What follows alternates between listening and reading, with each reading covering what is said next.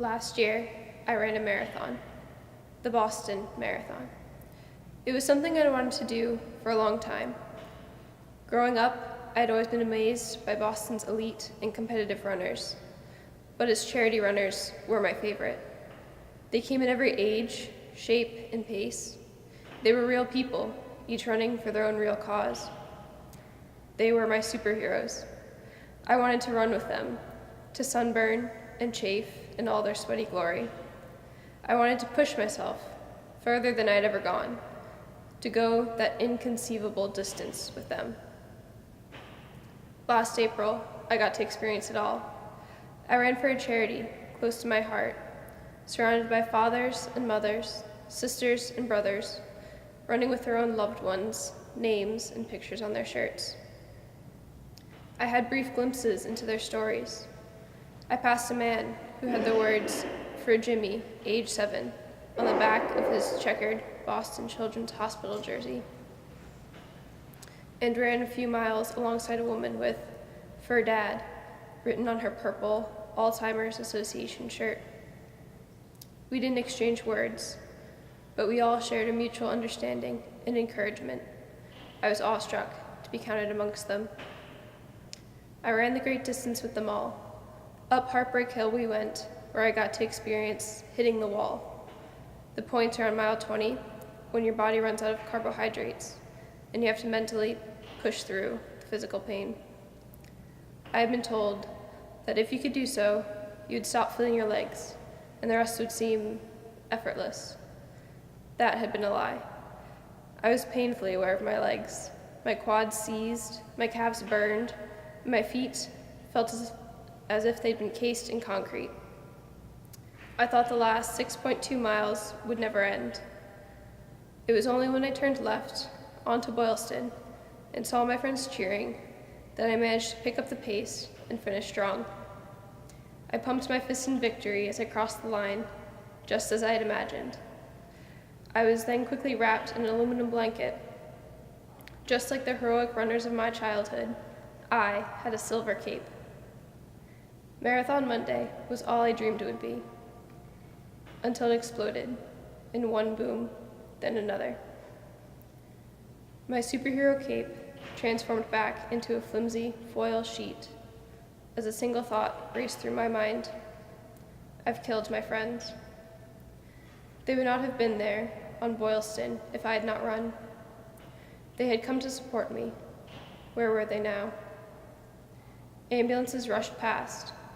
I sat, wrapped in the stupid blanket, dialing number after number, leaving frantic messages until the line went dead.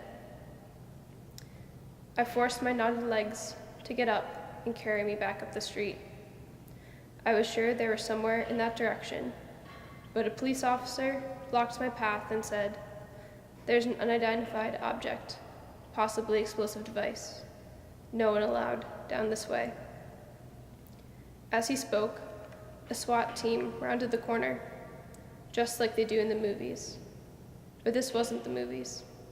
This was real life and my real friends. I was forced back down the street. Finally, after what seemed like hours, I was able to contact one of the girls. They had made their way to another part of the city. It was not until we were wrapped in each other's arms that I allowed myself to believe they were okay, and began to cry.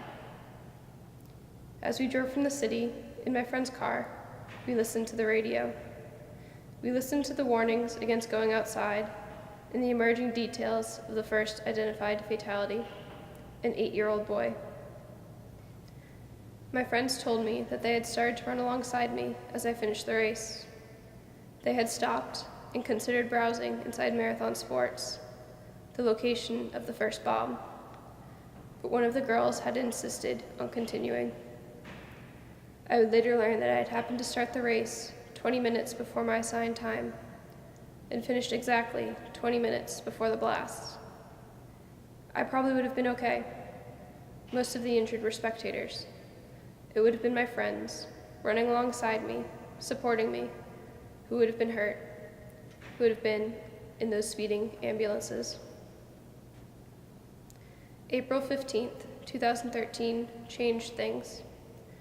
Everyone has an individual story for that day, but the story of the day, a year later, is a triumphant one. The city of Boston came together. This year, the marathon had more participants than ever. The fields had to be expanded to 36,000 to accommodate the number of people wanting to run. More than 500,000 people turned out to cheer them on. This year I stood, crowded shoulder to shoulder with those same friends on Boylston. As I did so, I came to recognize that my field of superheroes had grown. Now it was not only the charity runners that acted with purpose, but every runner and every supporter. They all turned out to express their own endurance and resilience. 16 of the injured victims from last year ran the race. They all had pushed through the pain of the past year with each other's support. Now they were expressing their determination not to let such a legendary event be defined by fear.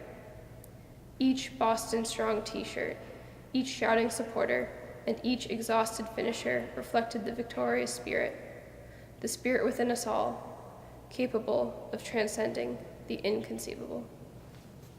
Thank you.